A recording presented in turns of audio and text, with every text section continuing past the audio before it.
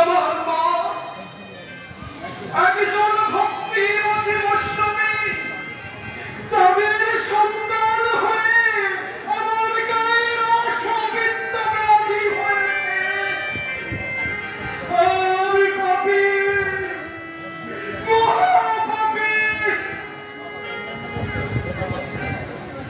তারা হলে কত বদ্ধ কবিরাজ দেখানো হলো, কিন্তু আমার রোগ থেকে মুক্ত করতে পারল না। কি জামান, কি যন্ত্রণা, মুখে বলে বোঝানো যায় না।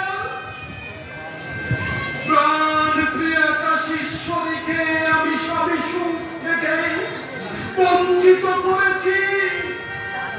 আমার এই পোড়া মুখ আমি কাউকে দেখাবো না। শেষ করে দেব, শেষ করে দেব। আমি বিষ পান করে আমার জীবন আমি শেষ করে দেব।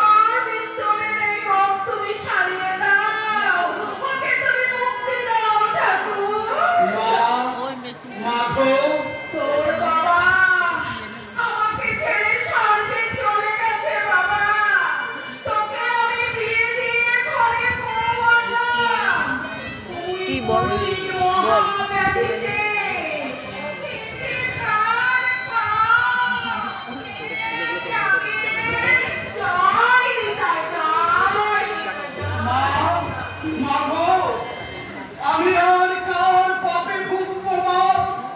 আমি হয়তো মহাপাপ করেছি, এ তার শাস্তি। মা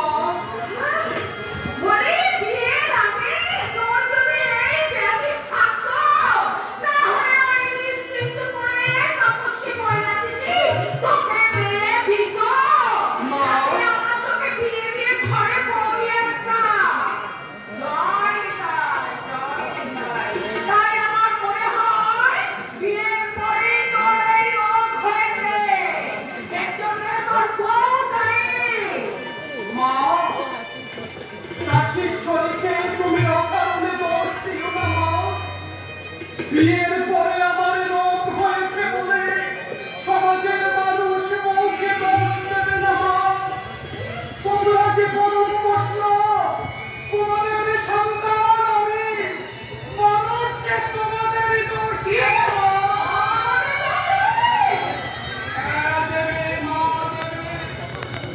কিন্তু আমি তো জানি মা, এর জন্য তোমরা কেউ দায়ী নয়।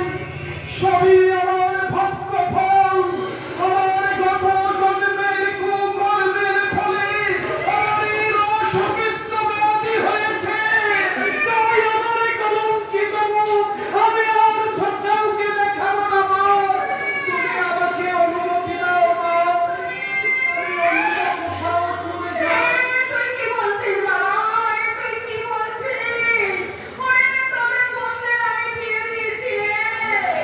তুই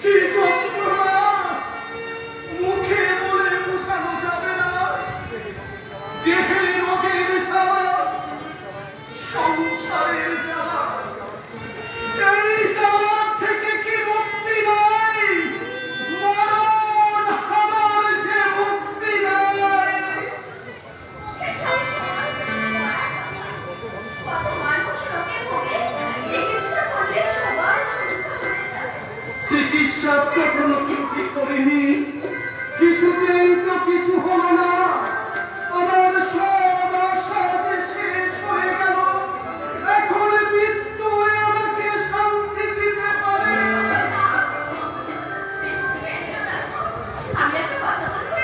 একটা কেন, তোমার মনে যদি কোনো কথা থাকে সব কথা তুমি তুলে বলো।